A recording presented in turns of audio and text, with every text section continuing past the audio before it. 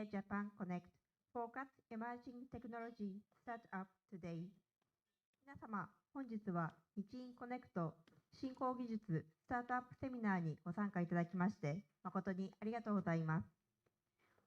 First, may I invite Mr. R. Madhusudan, Deputy Chief of Mission, Embassy of India, Tokyo, to make inaugural remarks. はじめに駐日インド大使館首席講師 R. マドゥスーダンより開会挨拶をいただきます。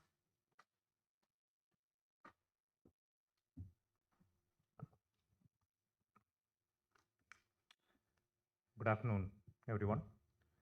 Ms. Kyoko Hashiba, Director for Global Promotion, Tokyo Metropolitan Government. Ms. Yuna Natsumi, Senior Director, Japan-India Startup Hub from JETRO, Bangalore. Dear entrepreneurs, friends, ladies and gentlemen, I'm happy to welcome you to this event today where 8 startups, all based out of the state of Karnataka, will pitch their products. As everyone might be aware, India is emerging as a startup nation. We have the 3rd largest startup ecosystem in the world with over 120,000 startups registered so far.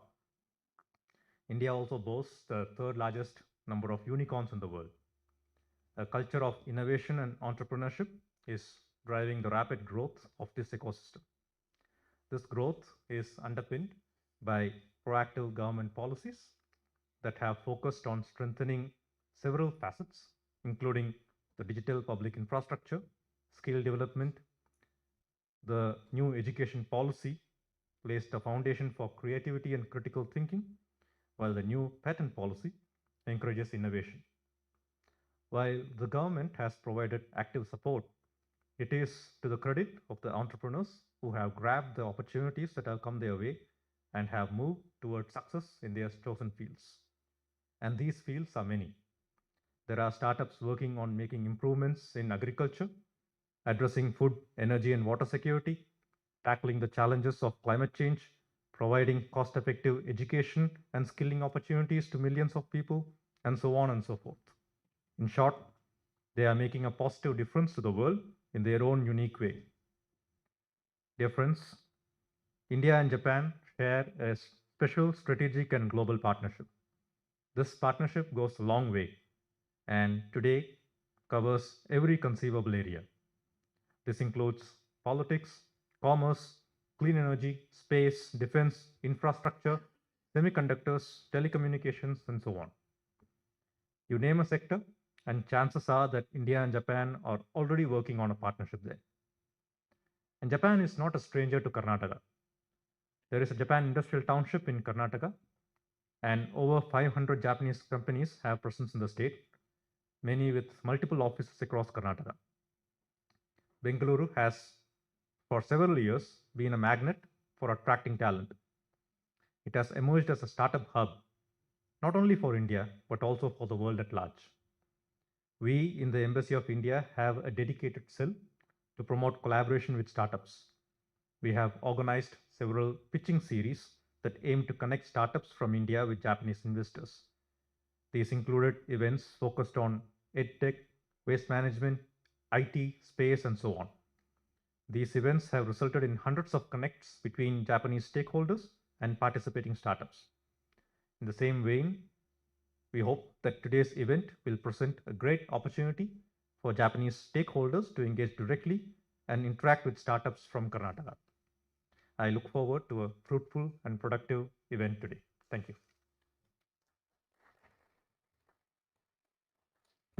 Thank you, sir. Next, I would like to invite Ms. Kyoko Hashiba, Director for Global Promotion, Office for Startup and Global Financial City Strategy, Tokyo Metropolitan Government, to make a remark. 続きまして、東京都スタートアップ国際金融都市戦略室戦略推進部プロモーション推進担当課長、橋場清子様よりご挨拶をいただきます。Thank you very much. Hello everyone, I'm Kyoko Hashiba from Tokyo Metropolitan Government, the Office for Startups and Global Financial City Strategy. Today, I would like to thank the Indian Embassy for organizing this wonderful seminar that the Japanese stakeholders, including ourselves, can meet the Karnataka's leading startups. And today, for this coming 5 minutes, I would like to introduce what kind of relationship Tokyo and India has, what kind of activities we have been doing, and also like the business environment in Tokyo for the startups that are going to pitch after us, and also what we are as Tokyo Metropolitan Government is promoting for startup ecosystem in Tokyo. So I would like to start. What's the relationship with India and Tokyo? Actually, as you have heard from the speech, actually India and Japan has many kinds of relationships. But when you come down to the municipality and government, actually we didn't have much in India, unfortunately.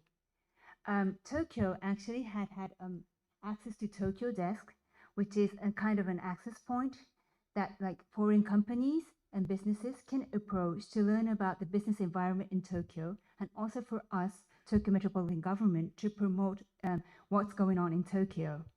And in the previous years, we only had 4 offices, one in San Francisco, London, Paris, and Singapore. But we finally decided to create our 5th office in Karnataka, Bengaluru, in this April. And from here, we have started our activities and connections and communications with the Indian startups and also the community in Bengaluru. So what we did, of course, we had like meetings with the Karnataka government, but also the first thing that we did was we joined the Tech Sparks Bengaluru. We set up a booth there as Tokyo Metropolitan Government to promote our startup ecosystem, and also we kind of had we joined the panel discussions to introduce a little bit about Tokyo. And we were very happy to be there because we received a lot of welcoming comments to us to be there joining the ecosystem in startup ecosystem in Bengaluru, and we would like to join again next year. So why did we choose Bengaluru, Karnataka? Would like to explain a little bit about that. This material is, well, it's a reference for the Karnataka government. Actually, Karnataka is, actually Bengaluru is India's leading innovation ecosystem. That was one of the biggest reasons that we chose Bengaluru. And also, we have like 1,400 Japanese companies are in India, and they have like 4,901 bases around the country, and among them, like 537 are in Karnataka, one of the top locations that Japanese companies choose when they want to expand business in India. And when you see about the startup ecosystem in Karnataka, you can see that there's like 37% of the unicorns are in Karnataka. Also, the number of unicorns, number of startups is 13,000 in Karnataka. And also you have many incubators and accelerators, which means the startup ecosystem in Karnataka is vibrant, which means also that there are really good technology startups and deep tech startups in Karnataka, which has a lot of synergy with Japanese corporations. Then, why Tokyo for the startups in Bengaluru? Well, these are the things that actually everyone knows. Tokyo has a large population, it's a big city. Also, the economic scale is huge as well. And also the number of corporate headquarters in Tokyo is world's number 3. So that means if the startups or the businesses in Bengaluru or India comes to Tokyo, there are lots of opportunities to collaborate with Japanese companies. Also, when you look at the startups ecosystem in Tokyo, this is a chart that shows that number of startups by sectors.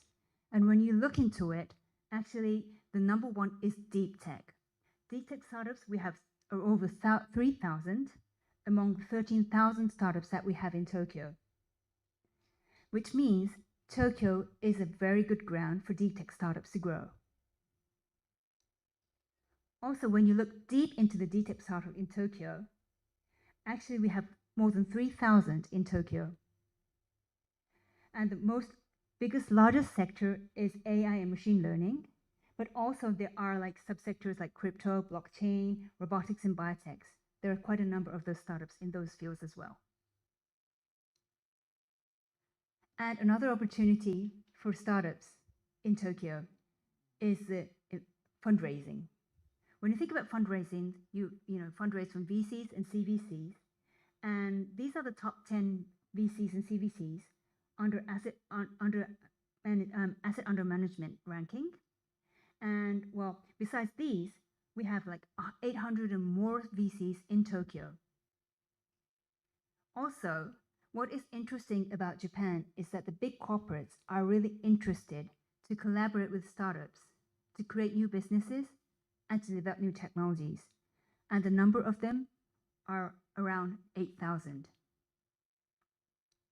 So that's why we want to kind of promote Tokyo as a field for the startups, global startups, to develop their business. And for that, what Tokyo Metropolitan Government is doing is that first, we have set up our innovation vision. Our innovation vision is to kind of have global innovation with startups. We set that out in November 2022. And for that, we have made up three aims. First is that to create the number of startups 10 times in 5 years. Second one is to grow global unicorns 10 times in 5 years. And also, which this is like what Tokyo can actually do, is like create public-private collaboration practices, those kind of projects 10 times in 5 years. This is quite, aiming very high, we believe, but we are paving our way to achieve it. To promote this, we have two initiatives. One is Sushi Tech Tokyo, and one is Tokyo Innovation Base. Sushi Tech Tokyo is a global innovation and startup event. Actually, it stands for Sustainable High City Tech Tokyo, in short, Sushi Tech. Well, it's not a food show, it's a tech startup event. Last event, which we had in this May, had over 40,000 participants and more than 400 startups exhibited. Also, we had many from overseas. Actually, the startups, 60% of the startups were from overseas, many from Asia. And also, in this event, it was a 2-day event, we had business meetings over 3,000, which means a good business opportunity for startups and also Japanese corporates who want to collaborate with those global startups. And also, these are the pictures that we had. You can see that there's also an all Japan ecosystem area, which, like all the other cities throughout Japan, are also showcasing their startup ecosystem so that you can meet them in one place at Sushi Tech. Also, there was a country pavilion or city pavilion, just like the one in the bottom and the middle is France. We had only 5 last year because it was our first time to have Sushi Tech. But next year in May, we're going to have the same event. And right now we are receiving a lot of inquiries from countries and cities. Maybe we'll have around 20 or more. And we are expecting to have an Indian pavilion as well. And last year, actually, we did have an Indian delegation from Delhi and also Bengaluru, and quite a number of startups visited Sushi Tech Tokyo. So also, we are receiving kind of other inquiries about the events, and we hope that we'll see more next year. So the next year's event is 8th to 10th in May. And it's going to be a 3-day event. 2 days will be a business event, and the 3rd day will be a public day on Saturday. If you want to pitch, please apply for it. If you want to exhibit, please apply for it and apply for this. We are now receiving applications. The second initiative is Tokyo Innovation Base. Tokyo Innovation Base is an innovation facility and hub just near a Tokyo Station, 5 minutes walk. It has a stage, lounge, salons, these places that you can have your events. So if you become members of this facility, as a startup, you can use it as a shared office. Well, you cannot register an office there, but you can have meetings and you can work there. And also, like for governments or like for incubators, accelerators, or startup stakeholders who want to have programs there, you can be our partner, and then you can have your event here. So if there's an Indian delegation coming over, or do you want to have an event here, please become our partner. We welcome you to use this place for free. And actually, this Tokyo Innovation Base was opened last November, so it's just had its first anniversary. And since then, we already have a number of visitors and also a lot of events. And also networking events, we have 40 global partners already, and also 110 domestic partners, which is throughout Japan. So if you want to meet the Japanese ecosystem, or if you want to reach out to them, or if you want to showcase what you're doing, please consider about Tokyo Innovation Base. It will be a good point to connect with people. So Sushi Tech Tokyo and Tokyo Innovation Base are currently the two main initiatives that we're promoting. And actually, Sushi Tech is just once a year, but Tokyo Innovation Base has events and programs running around all year round. So please, if you come from India to Tokyo, please visit this place. And also, so companies and stakeholders in Tokyo, please do visit Tokyo Innovations as well, and also Sushi Tech. You can meet the global startup ecosystem and startup players there. Thank you very much.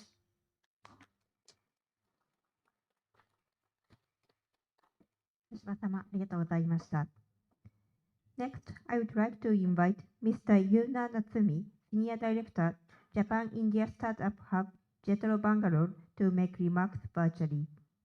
続きまして、JETRO バンガルール日印スタートアップハブシニアディレクター、夏見優奈様にオンラインでご挨拶をいただきます。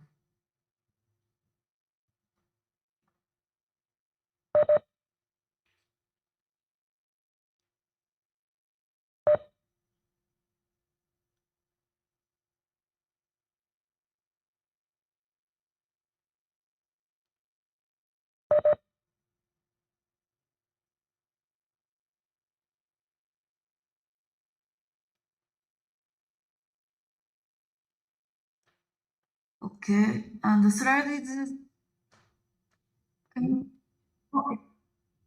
okay.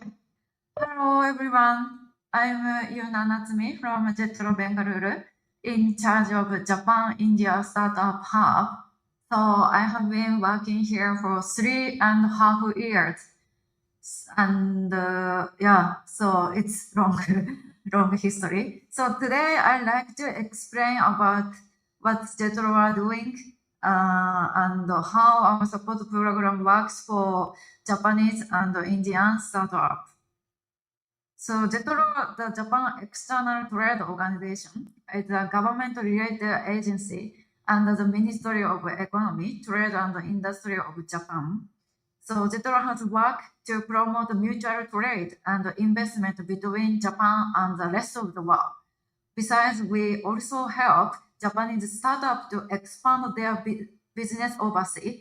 Additionally, in recent years, we also started to support cross-border open innovation. Let me explain about this program later. As you can see, we have 50 domestic offices in Japan and 76 overseas offices in 55 countries. And in India, so we have 5 offices: JETRO New Delhi, Mumbai, Chennai, Ahmedabad, and Bangalore. As you know, Bangalore is a global innovation hub, and it has such a wonderful startup ecosystem. So our office is focusing on facilitating business collaboration related to this space. In this slide, I'd like to briefly talk about the Japan-India Startup Hub, which came from discussion between Prime Minister Modi and the former Prime Minister Abe in 2017. And when it was established in JETRO Bangalore under the governmental agreement between both countries in May 2018. However, we can't do this without a good local partner. So I'm very appreciate our amazing local partners such as NASCOM and Mazumudao Show Medical Foundation, C-Camp, Micherio Mobility, and then Karnataka State Government. So now I'd like to move on to next topic, which is the support program for cross-border open innovation named J-Bridge. JBridge is business platform to facilitate collaboration between Japanese company startup and overseas startup company. To this end, so we have defined focused country and region as well as focused field. As you can see, India is one of the focus countries, and the focus fields are roughly divided into two categories, digital and green. But many sectors like mobility, health tech, life science, agri-tech, retail tech, robotics are included in digital. So I believe it covered almost all the cutting edge sector. So JBridge, a Japanese startup and company who are interested in collaboration with overseas startup. Now over 2,000 members from roughly 1,400 companies are registered from various industries such as ICT, trading, chemical, finance, and manufacturing. Now I'd like to explain more specifically about our service. Firstly, so we will help Indian startup, overseas startup to make your company introduction or business summary in Japanese. You know, some Japanese are not so comfortable with English sometimes. That's why. And we will share it with the registered Japanese JBridge member through the platform, which means JBridge member might find your deck in the platform and request us to set up a business meeting with you. If you want to increase touch point with Japanese company, it might be helpful. Vice versa, you can find information on Japanese company who are interested in collaboration with foreign startup, and then you can send a meeting request through the platform. Furthermore, you are invited to various events hosted by JETRO, such as pitch event, seminar, business matching event, or so. Actually, we hosted an event named Japan-India Innovation Pitch in August. We invite 5 big corporations from Japan and India, like Maruti Suzuki, Toyota Corporation, Omron Healthcare, Infosys, and GMR, who are looking for a solution. And 15 India startups shortlisted by them, and a lot of enabler in startup ecosystem to accelerate new business creation and collaboration. Besides, we sometimes dispatch a startup delegation to Japan. During such a trip, we usually arrange one-on-one meeting between the attended startup and Japanese companies. Now, you know, JETRO can offer a lot of opportunity for you to collaborate with Japan. For you to join the JBridge, we have a criteria, and you also need to fill in the registration form, which is a bit complicated actually, but the first thing you can do is saying hello to us and telling us on your business. Very looking forward to talking to many of you. Other than this JBridge, so we have another program named Invest Japan. So which is for foreign companies who consider about setting up the office in Japan. Under this program, we will also give various support. So this is all my presentation. So yeah, thank you so much giving the chance to make remark here. Yeah, thank you.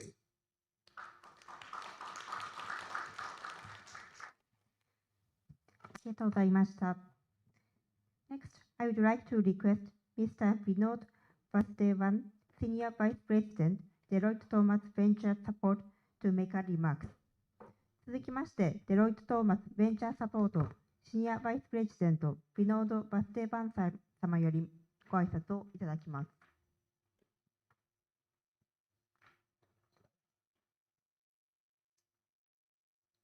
Do we have slides?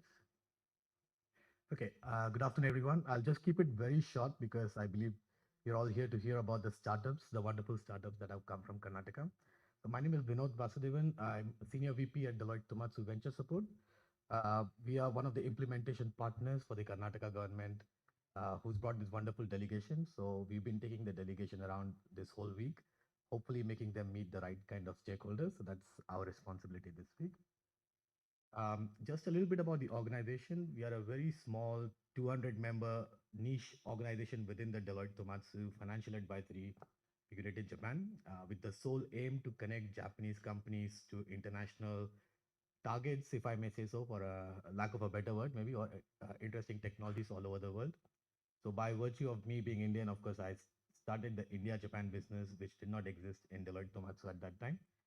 We've been doing this for a long time. The team has increased to a considerable size. We work with the three larger pillars of the Japanese startup ecosystem. So that's startups, both Japanese as well as overseas. The large daikigyo, so the large Japanese corporations who are our clients.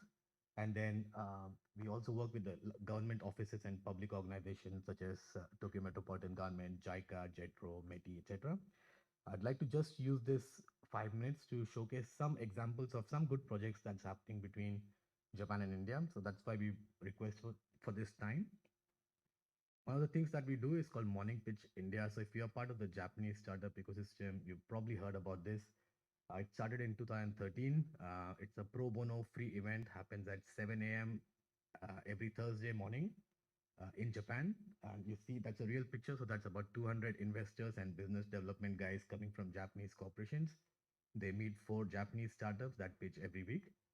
It was so successful that it's been covered in the Japanese media. We tried to replicate that in India, Singapore, Indonesia, Vietnam, etc. So Anurag and I run Morning Pitch India every month. We travel to India, connect Japanese companies to Indian startups. It's been very successful. We have seen investments, business development happening, POCs happening, etc. So if you're interested, please do reach out to us. We are probably the only Big Four firm which has a very large Japan Services Group team. So the very surprising thing about it is that we have Japanese people sitting in India, Indians sitting in Japan. So if you see Ota-san, who's at the top left corner there, we call him the Shah Rukh Khan of Japan, India, M&A services. He's been living in India for the last 29 years. He's graduated out of Delhi University, and he's been around for a long time between Japan and India. All of these people that you see on the left-hand side are based in India, but servicing Japanese companies. All the people you see on the right-hand side are based in Tokyo, servicing, again, Japanese companies as well as Indian overseas startups. So please do reach out to us if you want to know more about the Japan-India corridor in Deloitte. I will not cover this because just now Natsumi-san mentioned about Japan-India Innovation Pitch. So we were one of the implementation partners. We helped 5 of these companies send out challenge statements, and Indian startups pitch to solve that. And there are several POCs that are going on as we speak. So I'll skip this because Natsumi-san just spoke about it. We worked on this with JETRO. A very similar thing is JICA's Ninja program. So it's their flagship program to help Japanese corporates work with overseas companies in overseas bases. It's called Next Innovation in Japan. That's why it's Ninja. We convinced them to also do this in India. So last year we started this program. 3 large Japanese companies, Denso, Murata, and NEC, post challenge statements in India, and they wanted Indian startups to solve that. We just had the demo day last week in Bangalore, which was a resounding success. So we've seen 9 Indian companies who are actually on the verge of doing a POC at various stages. The second cohort is going to go live in January next 2025. So if you're a Japanese company which wants to do a POC or a problem statement that needs to be resolved by Indian startups, please do reach out to us again. Yeah, these are some of the pictures from last week's cohort 1 demo day. We had representation from JICA, JETRO, METI, etc. in India. This is one of my favorite projects. Sorry, I'm taking a bit more time than I thought, but I think we just had a meeting with the DCM half an hour ago, and he mentioned that the space collaboration between India and Japan is just starting now. So this is a great example. JICA employed us to find a solution for NRW, that's non-revenue water. That's the amount of water that's lost between source and destination, which is not billed, which basically goes into a drain figuratively and literally. In the state of Uttarakhand in India, that's 48% is the NRW percentage. So JICA employed us to find a DX or a digital transformation solution which can help reduce NRW in that state. And we found a very interesting Indian startup called OMSAT, which is using data from JAXA. So it's using Japan's satellite data to figure out leakages in the water infrastructure in Uttarakhand. We are doing a POC right now, which ends this month, and we have already seen reduction in water loss. So this is a very interesting, impactful, sustainability-led project, and we hope to do more of this in India. I think Hashiba-san already spoke about access to Tokyo, so I will skip this. But yeah, we have been working with them very closely on these projects. JSTAR X is the reverse of what we are doing right now. So it is METI's flagship program to send Japanese entrepreneurs and Japanese companies to several parts of the world. So we will send a delegation of 13 Japanese startups to India, which is basically Bangalore and Hyderabad in February. We look forward to seeing you, some of you at least there in February. And if you are interested in working with Japanese startups, please do let us know. Yes, and then this is what we are doing right now, the Global Innovation Alliance Japan track for the Karnataka government. Uh, we have had some very interesting conversations already, but we hope to have a few more. So, if you are even remotely interested in working with startups, especially from Bangalore, I think you will hear from them. A brilliant set of entrepreneurs have come this week, so please do reach out to them. Yes, I think we are going to see a pitch session from now on. So, do we start with the pitch session just now? All right. Okay. I'll give it back to the host. So thank you very much for your time. Thank you. Thank you, sir. We will now invite 8 startup companies for pitching. Each speaker has been given 5 minutes to speak and request each speaker to follow their allotted time. First, may I invite Mr. Shamgam Ashok Babu from Acquil Technologies Private Limited。これよりスタートアップ8社の皆様より各社 5分間ずつでピッチングをしていただきます。はじめに、アクルテクノロジープライベートリミテッドのシャンガン・アショーク・バブ様です。どうぞ。Good evening, everyone. I'm Ashok. I'm the founder of Auditorium Technologies. So we are into bringing AI and autonomous into the vehicle technologies. So back in days right now we know that the current vehicles compared to the most advanced technology that is out there, so lack a lot of features that can be implemented, especially in terms of safety, in terms of efficiency, and also in terms of providing an driving experience. So we know that the safety has been very critical because there are a lot of accidents that is preventable by adapting the technology. So we, as a software-defined vehicle company, focus on building the sensors around the vehicles, and it is vehicle agnostic, whether it is four-wheelers, two-wheelers. So we are creating a software ecosystem to create a safety, a driving experience, and efficient vehicle technologies.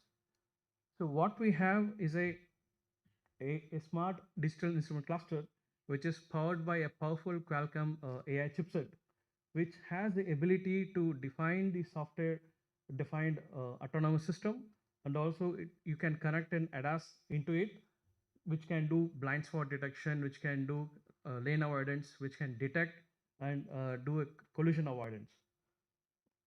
So this is the futuristic cockpit that we're building. So it is not only just an infotainment, it also provides an interactive experience. For example, it has the gesture recognitions, it has the driver monitoring, and you can bring the connectivity based on the 5G, and it can also does real-time streaming to the cloud, so that anywhere you are always tracked by your family and members. So next is this is our the launch of our technology into two-wheeler. As I mentioned, so we are building the technology that is vehicle agnostics. So any OEM can pick up a technology stack and they can implement in any kind of vehicle. So we have deployed our technology into two-wheeler. So where the two-wheeler is not only just a two-wheeler, it is also a technology embedded into it. For example, it can do a collision detection and it can automatically put a brake and avoid an accident. So which is like looking at India as a big market. So look at the potential and accidents it can save. So how do we enable autonomous? See, as I spoke about the autonomous, so these are the different sensors that we have integrated with the powerful hardware and the software ecosystems. So it can do imaging of the person detection. It can do blind spot detections. It can do the forward and rear collision warnings, and it can also do the complete in-cabin sensors monitoring. And there are a lot of use cases where people leave child or pets in the car, so they can detect whether the presence of humans in the car and it can alert if it is unattended. So not only that, since it is powered by 5G, just imagine the amount of data that is collected in every vehicle, and just imagine how the congestion-free traffic can be embedded across the traffic infrastructures, whether it is insurance, whether it is utilities, whether it's smart cities. So all this planning can be done because now the data is completely unconnected and unavailable. So the use of the vehicle data is not been met yet. So that is the power of like the 5G and the technology data collection that can happen, and it can enable a lot of congestion-free traffic. So as I mentioned, our target market is vehicle agnostic. So we cater to two-wheelers, four-wheelers, trucks, and bus also. So we have early customers, 30 plus early adapters across the different segments. We also have did a delegation a few years back. I mean, thanks to government of India. So we had delegation in Europe. We had a couple of customers, connect, and we started providing samples to the Europe customers. So we have 30 plus OEMs in India, and we are doing Make in India product, and we're going global. So that's our target in the next couple of years.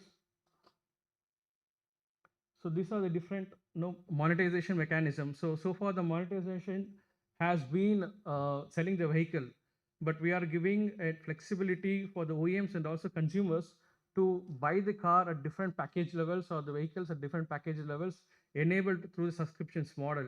Just imagine like how Tesla has been driving the subscription market. So we are bringing that into the mass market through a technology adaptation. So it's a huge potential. So I mean, the ADAS market is targeted at 40 billion by 2030. So we are looking at 4% of the market. So we are officially incubated through Qualcomm, Startup Karnataka, SFAL, and iCreate. So we have won several challenges in India through Elevate winners of Karnataka, through Qualcomm Challenge partners, and we also won awards through iCreate. So this is a founding team. So I'm Ashok. So I have 20 years of experience. I lived in Japan 10 years back, and my partner, Mr. Rakesh, lived in Singapore and Dubai. Mr. Santosh comes from Alstom, and Mr. Savna takes care of the media. And we also have a seed investor from Japan, Mr. Takahashi, and we also have a seed investor from US, Mr. Manjunath. Thank you. Thank you, sir, for the presentation. Next, may I invite Mr. Hadar Sanket Sainchinath from CI4。続きまして、CI4 のハダル・サンケツ・シャインチナツ様よりスピーチをいただきます。Hello, good evening everyone. I'm Sanket, founder of Cypher. So Cypher primarily deals with autonomy in defense and security. So the defense landscape lately is changing. Now, even though there is a lot of dependency on bullets, missiles, bombs, etc., there is a very strong urge to move towards autonomous systems. And this is primarily in the surveillance and intelligence. Now the data capturing is becoming quite important. Now, currently, it is all dependent on humans. Now, what we like to solve here are two things. One is the time it takes for the data to reach the decision makers, and second, reduce the dependency on the manpower. Now, how do we do this? So we look at the data capturing payload systems and ensure that this data reaches the HQ as fast as possible through whatever means. And this we solve it by doing in three phases. First is detect, then we analyze, and then we act on the data. And we do all of this completely autonomously. Now, if you look at the three verticals that we have, first is the data collection. That is, you need a payload, a sensor to observe and collect data. And we are proud winners of 5 IDEX contracts, which amounts to, we have got about $1 million in grants from the Ministry of Defense India to build 5 major key sensor payloads, which span across from underwater to space. And on the right hand side, we do have images of our payload being tested by the Indian Armed Forces. Moving on, now these payloads are really good. It captures the data, but how do you ensure the right payload is present at the right time, at the right location rather? Now we do it using our autonomous platforms. So all the payloads and the platforms are very modular. That means it's more of a plug and play device. And if you look at the lower left corner, you have our Nexus underwater autonomous vehicle. It is swarm capable. It is practically with no limitations on endurance. So you can just ship it off and forget about it. And it will communicate with you using our, on the top hand, if you look at, there is a constellation of satellite. So we are the first company in India to launch a constellation of 3 CubeSats, proving inter-satellite link back in 2021. And the satellite is something which connects all our devices together and ensures the data reaches the decision makers as soon as possible. The second image on the bottom, we have similar like our underwater vehicle, but more for the ground usage. So we call it the Seek, and it is a ground-based track robot which can carry your payloads to the right destination. And finally, we have a product called Stamba. It is our autonomous surveillance and intelligence tower, which can primarily be used for border fencing, maritime security, and also even for private security as well. And finally, we need to connect all these payloads and the autonomous platforms data into a single software. And that is where our OS comes into picture. This is our in-house built AI command and control center, where any action that needs to be taken on our payloads or give commands to the platforms, all of that is possible through a single software. If you look at the direction, we primarily look at defense in terms of two aspects. One is the autonomy level, and second is the domains in which the company operates. Now, where we like to be is on the upper right corner, which is very high autonomy level and multiple levels of domain. That is, we operate from underwater to space. So we look at defense as a whole rather than breaking down into data silos. So just giving a quick intro about our team, we have about 4 core members, and all of them are engineers. We come from a very strong business and product development background as well. And Mr. Anirudh, he's the CEO. He comes from, he has pretty much worked with all the defense primes across the globe. And I'm Sanket. I come from the space and software background. We have Jagan Mani. He used to work at MathWorks earlier, one of the key consulting members for the Indian Defense Forces. And finally, we have Denzel, who also comes from the space and the electronics background. Now, in terms of the market, the defense market is evergreen. We all know that. But still, if you have to put a number to it, the global market in terms of autonomous platforms, systems, along with the electronic warfare payloads and AI, is estimated to be somewhere about $200 billion globally. Now, where do we stand in that? We have confirmed orders of about 700 crores INR, which accounts to $83 million from the Indian Navy alone. Follow-up orders from the other branches of Indian defense. The global export potential is untouched here. Additionally, we believe we have a strong potential with our pipeline. Current pipeline, we have the ability to hit 3,000 crores, which accounts to $350 million by 2028.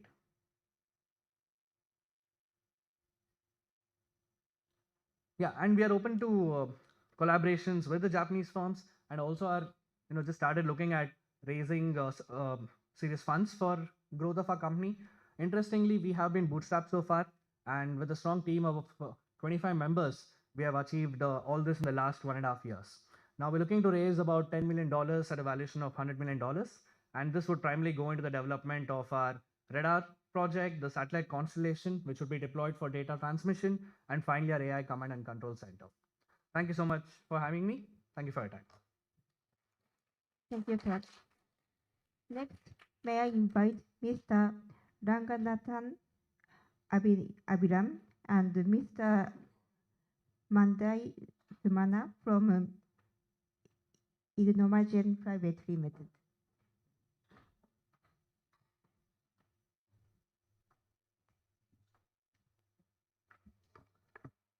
So good afternoon, everyone. My name is Abhiram. So every great revolution in history began with a simple truth. Today I want to share you that truth. The material handling or industry. That's a broken chain. That's an invisible chain that's holding thousands of industries and warehouses. So if you're seeing this, 60 to 80% of time is what is consumed in just manual material handling in industries. In just United States alone, I'm talking about. In 50,000 workplace injuries happen every year, and the numbers are staggering in India. But today, we are going to change that forever. So, ladies and gentlemen, I'm excited to introduce NMAC, the material handling genie. This isn't just a robot. This is the reimagination of future of industries. So, NMAC delivers something unprecedented, 10x the efficiency at 50% the lower cost. Think about it for a moment. We are not talking about the incremental improvements. We are talking about the transformation. So, what makes this possible? 3 years of relentless innovation. While others use sensor-based system, we are using visual SLAM and AI technology. So, where this reduces the power consumption by 90%, while others require intensive training. NMAX work right out of the box with no upskilling required. With using your language model, you will be able to directly operate the robot in a simple English language. So the market opportunity, it's massive. We are looking for 50 billion total addressable market, but we are starting to focus targeting Indian medium and large scale enterprises where the need is most acute. One NMAC can replace 4 manual workers, saving $300,000 per year for our customers. Our business model is simple yet powerful. Whether through the direct sales or our 3 years lease program, we are making Industry 5.0 accessible to every of our customers. With a lifetime value of 1.2 million per customer and a customer acquisition cost is just $2,000, the economics are compelling.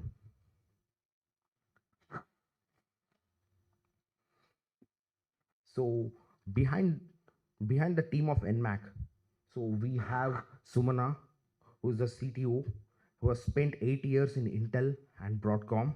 And my name is Abhiram, and I have worked with industrial automation for 10 years with the knowledge of PLCs and linear systems. We are backed by industry veterans over 70 years of combined experience.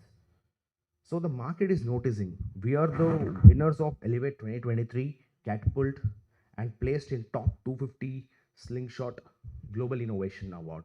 And recently adding to it, we have made it to top 100 TIE Global Award. More importantly, we are solving the real world problems for our customers. So today we are raising just $1 million for 20% of equity. This isn't just an investment in a company. It's an investment in the future of manufacturing in Asia. So I would like to conclude by giving a small statement. In 1976, Steve Wozniak and Steve Jobs began a revolution in personal computing from a garage. Today, from Bangalore, we are beginning a revolution in manufacturing. The question is, will you be a part of it? Thank you, ladies and gentlemen, for this amazing opportunity and the patience you have put for listening to my pitch.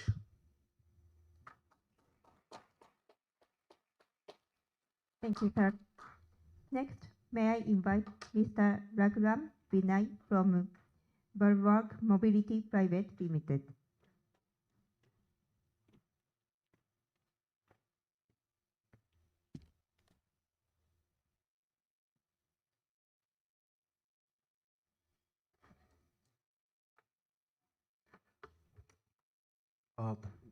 Good evening, ladies and gentlemen. Thank you for the audience here today and the opportunity to present our idea. We at Bulwark Mobility envision to develop electric tractors from ground up, in the sense that we wanted to really make a world-class machine which is applicable for the global market. So what we are trying to solve is the diesel tractors today have high operational costs, in the sense that if you operate a tractor for a year, you burn approximately $5,000 worth of diesel for a 1,000-hour operation. And again, the availability of skilled labor is an issue. Even in a populous country like India, really, like, the next generation is not really interested in mundane farming. Again, we are looking at a leap in technology in terms of mechanization. What is happening in India is India is the largest small to medium tractor market in the world today. 1 million tractors are sold, and the technology has remained constant for the past almost 40 plus years. So what we did is we have envisioned a ground up modular designed tractor which is born electric again. And going electric means you're also ready for automation. So we are combining automation technologies, basically navigation as well as implement handling inside the field, to actually make the farming robo of the future. So other challenge is, a tractor today in India and elsewhere is also a road going equipment. So you need to make it go fast on the road to haul things as well. So, the form factor still remains the same, but it has the technology of the future to be automated inside a farm. These are, so other part of it is, again, the technology is sustainable and you earn carbon credits, for every hour of operation that you run it for.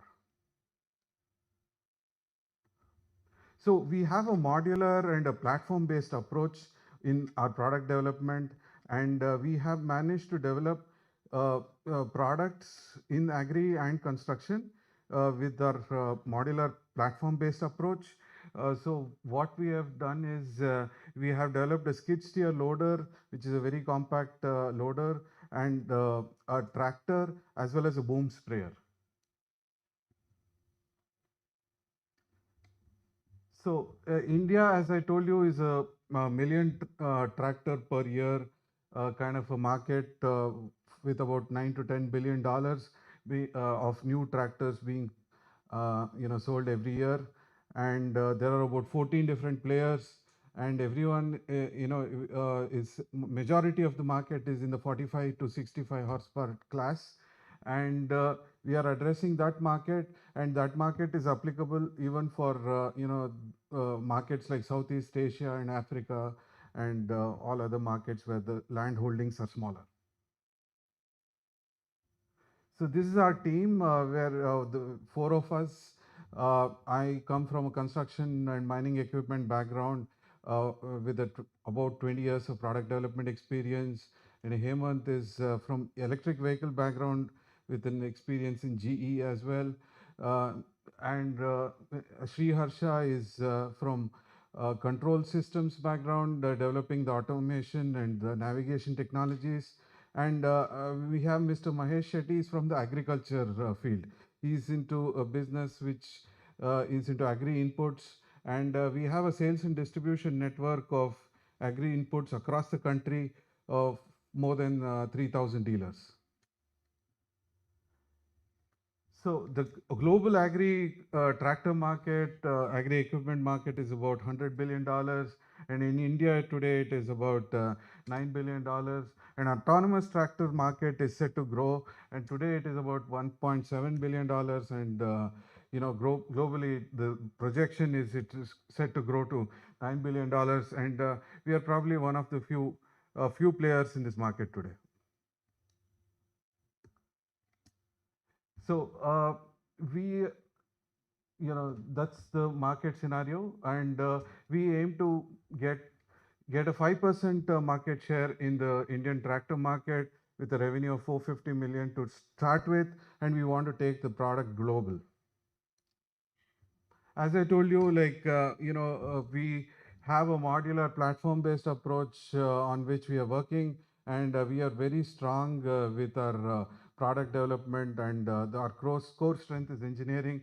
So we have developed, products with different form factors, which can go into construction as well. And we have developed a product with an electric driveline on a skid steer platform, and this is probably one of the first products in this kind of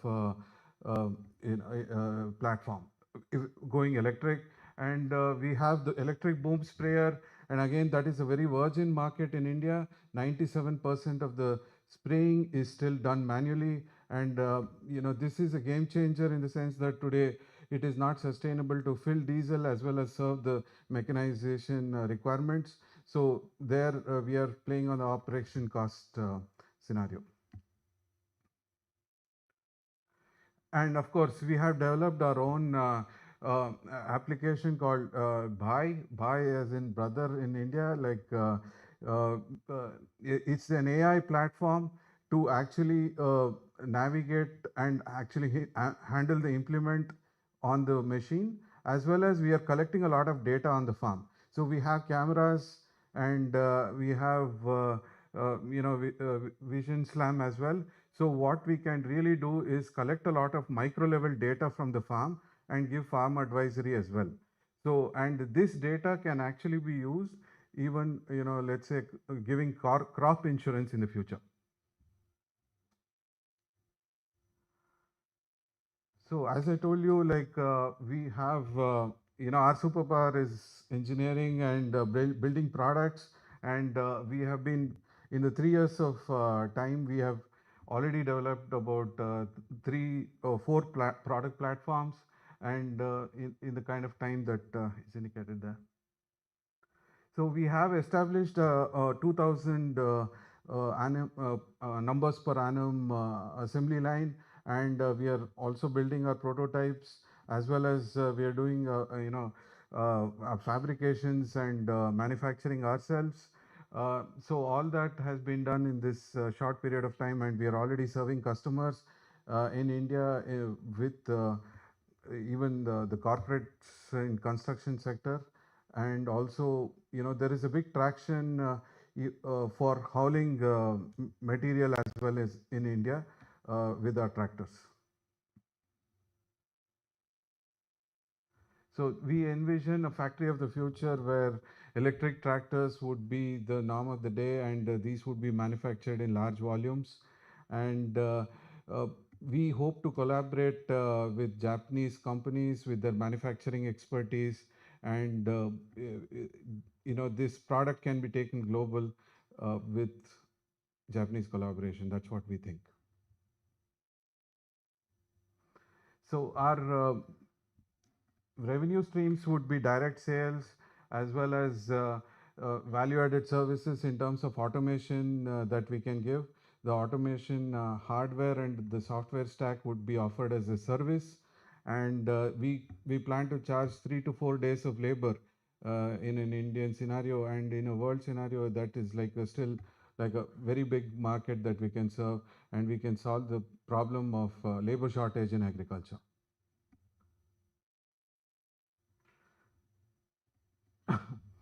So we are at the phase 1 right now, where we are started selling our products and deploying products into the market. The next stage for us would be to actually increase our manufacturing capacity, and also work on backward integration of making batteries and motors ourselves in the future, and really hit scales in manufacturing. And we are hoping to sell about 10,000 tractors in the next 5 years time. That's our target. So if you really talk about cash flow, we hope to hit about $1 billion in revenue by 2030. It is very much possible if with the scale coming in, the product cost will also go down, and adoption would be much higher. So what we are asking for is a $10 million capital that we are trying to raise. Some would go for R&D and some would go for capex and also developing further our autonomy stack. So if you look at the market around the world, there is some work happening from the legacy players as well, but it is all happening in the fringes. There are only concepts which are available in the world today, but here we are with a product which can be deployed in mass scale. We have an agri-robo which can be deployed in mass scale. So we have already secured about 50 orders from interested individuals and companies which we are executing. So we have won a couple of innovation awards from Agricultural Machinery Manufacturers Association in India, and we were runners up at Graham Bell Innovation Awards in India. And we were incubated at IIMB NSR Cell as well as ICAR.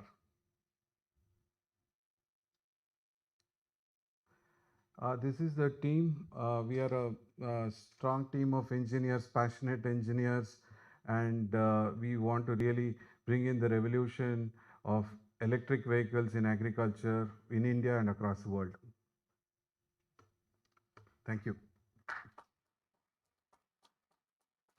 Thank you, sir. Next, may I invite Mr. Sushil from Rootscart.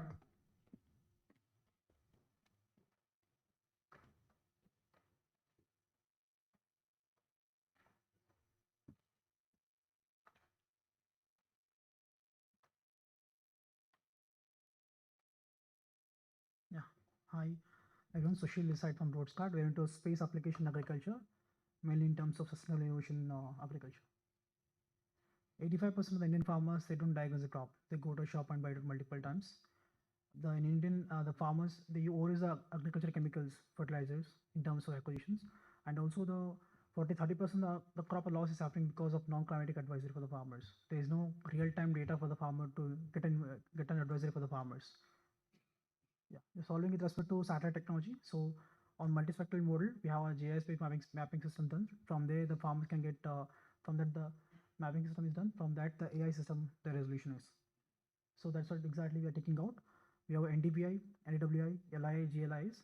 With respect to multispectral satellite band on hyperspectral, we're using on those things on GIS bottom, where the farmer can just mark it out and get the entire information every day with respect to the yield, the water access capacity, basis analysis, other compoundings. You can just see out the product, like in terms of, once the JS mapping is done, this is the field that is being done from the geotagging systems.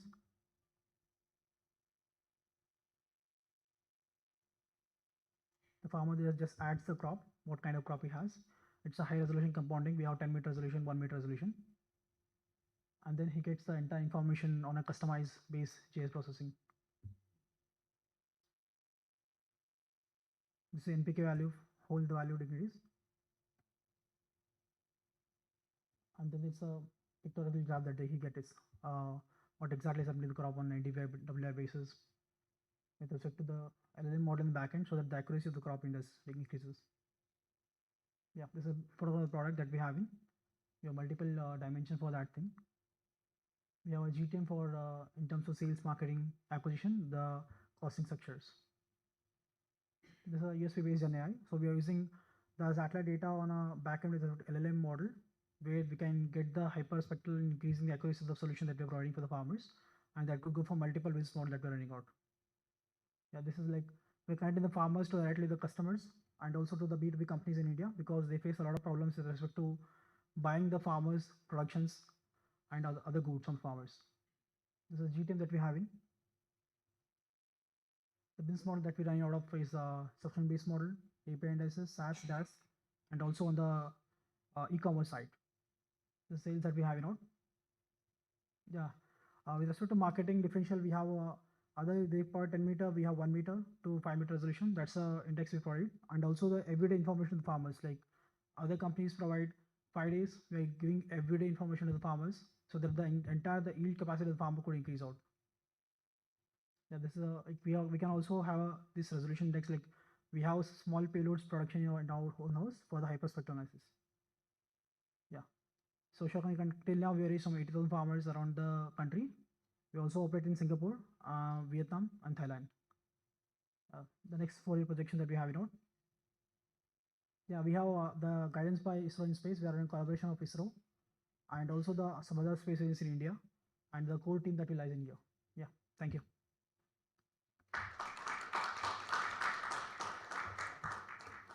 Thank you, sir. Next, I'd like to request Mr. Maurya Shiv Shankar from MSense.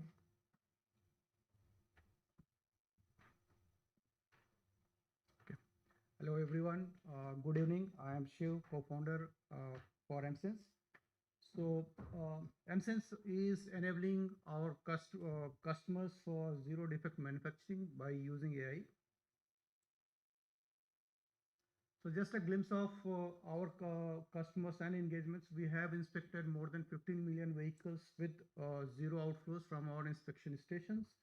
You can actually see the interest or the trust shown by the automotive customers. We have the major logos over there, non-automotive customers as well. We have also been recognized by major automobile players for the innovation in our products and the value that adds into the manufacturing quality inspection. So what is really required for really going for zero defect manufacturing? So we need to do more inspections. But if you really see, it is limited by additional manual process, inaccurate and error prone. It is going to slow down the whole assembly line and it's not going to be cost effective. So this is where we come into play, where our products, digital supervisor, digital ears, and digital eyes enables basically more inspections, which is automating and accurate, reliable, and ergonomic. And obviously, this leads to improved productivity.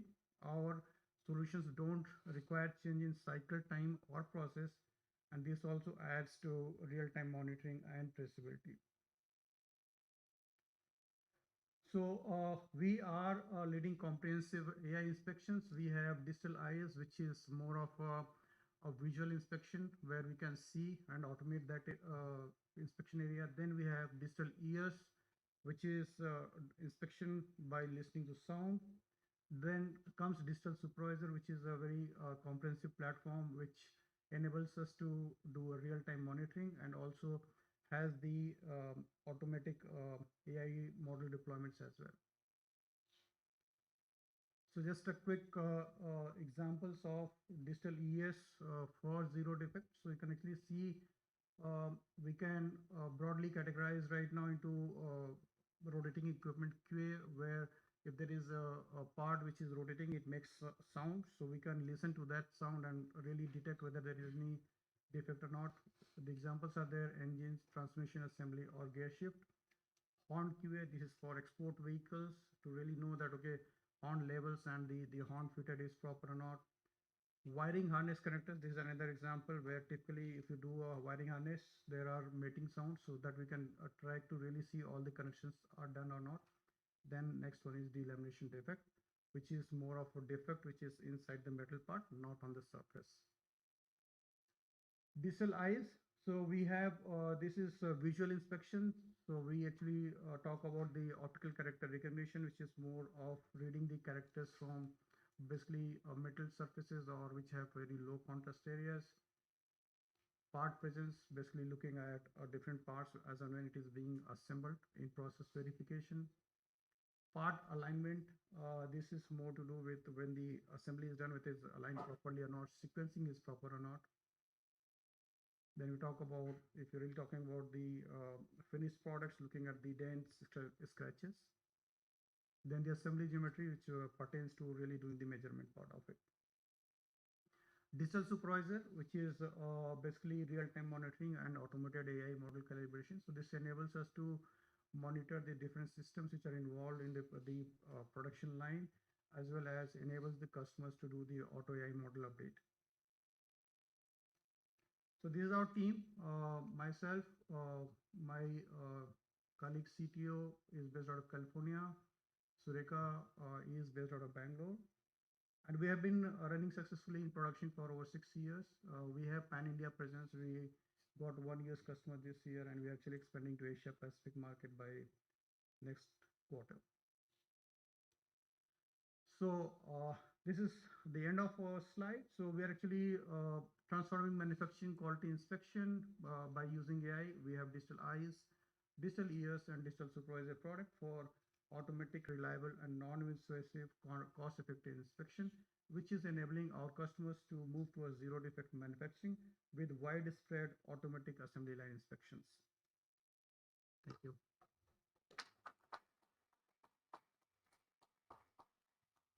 Thank you, sir.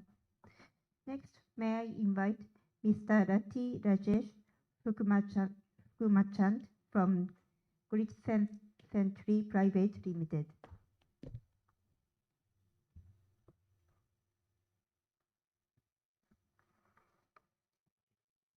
Good afternoon, ladies and gentlemen. My name is Rajesh Rathi. I'm from Grid Century. Grid Century is a power grid cybersecurity company. It's a deep tech startup from Bangalore. The problem statement is power grid cyber attacks cause severe disruption and even loss of life. And frequency of attacks is increasing in the current geopolitical situation. No potential solution is yet in sight. So the first of the attacks happened as early as December 2015 in Ukraine, where 135 megawatt of power was affected, 300K consumers, and 3.5 hours the power was lost. In April 2022, China introduced power grid system in Ladakh twice. I say that because that was publicly announced by the Ministry of Power in India. Prevailing solutions are grossly insufficient because at the best they do cybersecurity best practices on surveillance and detection. About us, Grid Century will secure power grid against cyber attacks. We are substation domain experts. Our focus is on electrical power substations, and we have a unique defensive deception technology with AI and ML, which has already been patented. Dr. Devika J is the CTO and CEO of the company, and I am the chairman and the managing director. Both of us are from IIT Madras, Indian Institute of Technology Madras, which is a very well-known university in India. Devika has got 7 years of experience in power grids, and I have several other entrepreneurship experiences. We have a team of other people who are with us. They are all doctorates in their domain expertise. So our journey is from 2023 to 2024. We have already received the patents for our technology. We are right now in the middle of doing the pilots and demos, and before that we already have some channel partners and the GTM strategy in place. And right now we are in the midst of now looking at some sales. We are a pre-revenue company. We have just gotten our products developed and tested, and we are now looking for the markets. That's where we are also looking for collaborations in Japan. So our products are G-Discover, Audit, Log, Detect, Protect, and there are 2 services, forensic and teams. I'll go into the details of that later. So Discover is first step to vulnerability assessment, knowing substation assets and network topology. Extremely difficult to keep up with the details over the years, especially with the firmware versions. And so G-Discover has automated this tedious manual record keeping. The G-Discover operations, once again, I'll skip this detail right now. G-Audit is the cybersecurity preparation starts with substation vulnerability assessment and standards compliance audit. And VA and SC are becoming a regulatory norm for power grids across the world. This policy is still emerging everywhere. And the G-Audit has automated this tedious manual process. The audit trails are more traceable with G-Audit, and they are more accurate. G-Audit operation, once again, I'll skip this detail right now. So the G-Log is to collect and monitor log messages from the heterogeneous devices in the network, store, filter, and forward log messages based on customizable criteria. and it's a centralized solution for managing logs from various network devices. So this is the G-log operation. It manages so many different types of logs using standard techniques. G-detect and G-protect. Detect basically detects existence of the malware in the existing substations, and G-protect protects it using our patented protection technology with defensive deception. So we are right now at TRL 9 after 2024 Q2. Our MVP is already ready. We are already at 9. So the most reliable cybersecurity product suite for our power grid, Grid Sentry shall ensure uninterrupted power supply and prevent threats to life and property resulting from cyber attacks. We have global competition. We are a global technology and requirement company. We have global competitors, but the kind of features that we have, network protection, defensive deception, and automated vulnerability management, they are our unique selling propositions. Customer segments, we have utilities, we have traction, we have captive industries, and then we have data centers as a major user of the power where power simply cannot be interrupted. So market locations right now, we work out of India, Middle East, and Europe, United States. Japan has not been on our scanner so far, but with this visit, we want to start that.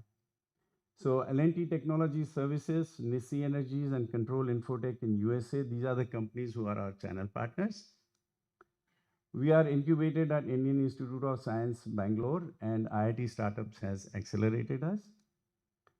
Our TAM, SAM, and SOM are given on the screen, 9.2 billion, 2.8 billion, and $35 million. So our ask is $3 million for 25 and 26, and this as half-yearly tranches. And we will spend this on the development, marketing, delivery, and CapEx. So cybersecurity power grids it's basically a global solution, and we are trying to address that from India. Our contact details are on the screen. Thank you very much. Thank you, sir. As the last speaker, may I invite Mr. Singh Nitish Kumar from Astrogate Lab.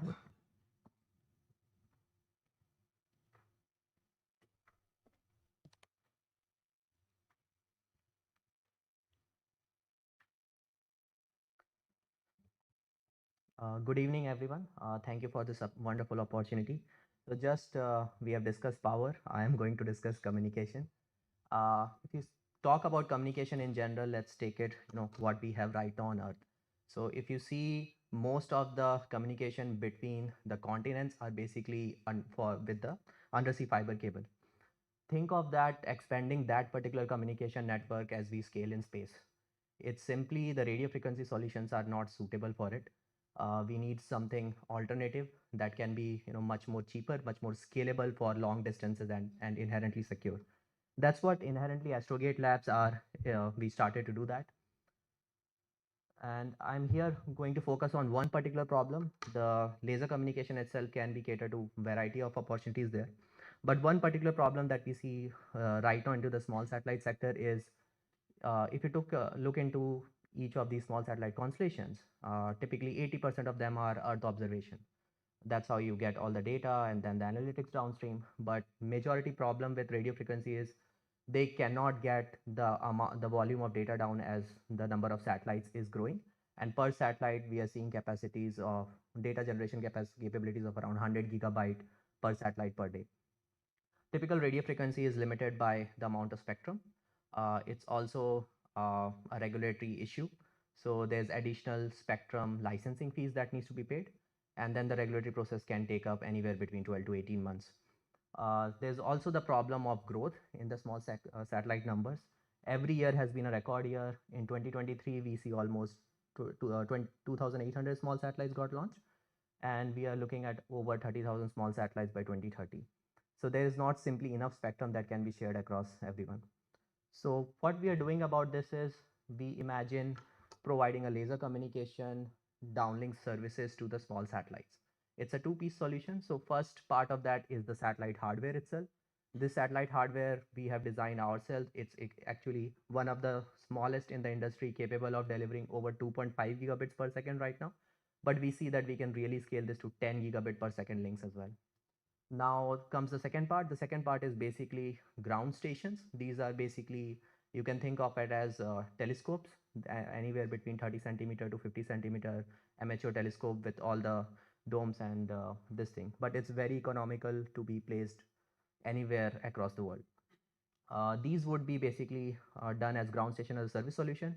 So with this, we are able to provide over 20 times the data return per satellite. But we are also able to reduce the cost per gigabyte of downlink. Right now, it's anywhere between $8 to $9 a gigabyte. We are able to get this down to $4 a gigabyte.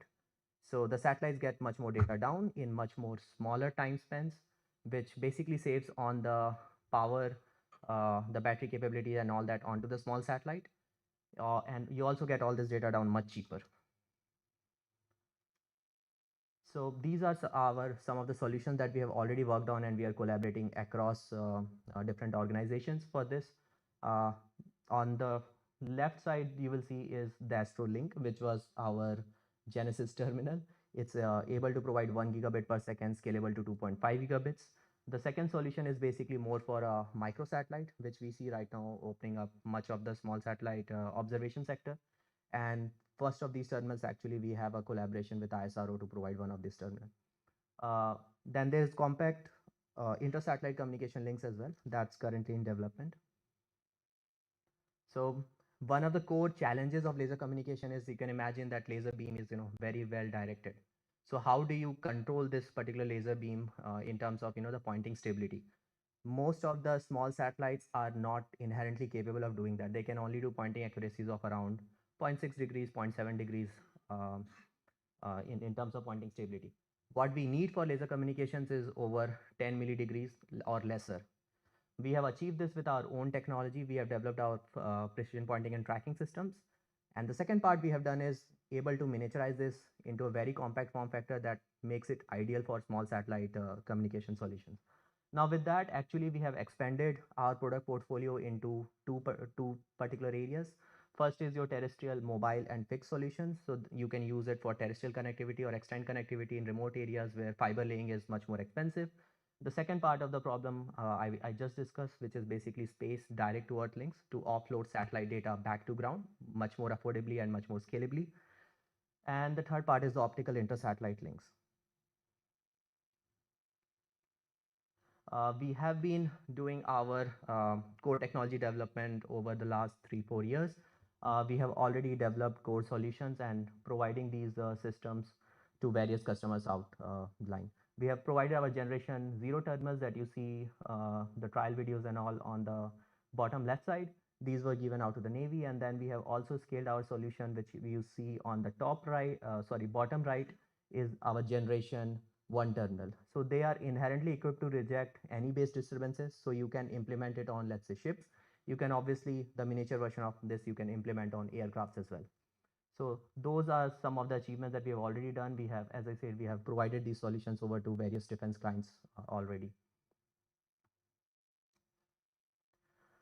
Just recently, we have been awarded by our Honorable Raksha Mantri for our innovation in laser communication for the defense sector. We have also been collaborating across globally for ground station collaboration. We have been working with Australian partners to test out our laser communication terminals with their ground stations operators.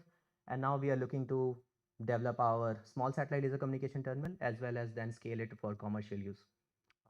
Thank you. We are looking to collaborate with laser communication solutions to either prove this for space to ground, air to ground solutions for mostly a dual use or defense or secure communication use cases in that genre. So I look forward to hearing from you guys as well if there's any potential collaboration opportunities. Also happy to answer any more questions as we would be showcasing outside. Thank you. Thank you, sir. And thank you for all the speakers for the wonderful pitching. We will now conclude the seminar on India-Japan Connect, Focus Emerging Technology Startup today. 以上をもちまして、本日のセミナー、日印コネクト振興技術スタートアップを終了とさせていただきます。We have a networking session at the foyer from now on. All the 8 startup companies have a small booth outside the embassy side lobby during the networking session. Please feel free to contact the founders for one-to-one conversation with them. この後、ネットワーキングセッションを開催いたします。大使館側のロビーにスタートアップ8社のブースをご用意しております。皆様、ぜひ創業者の方々と直接お話しくださいませ。Thank you very much for your participation today. 本日はご参加いただきまして誠にありがとうございました。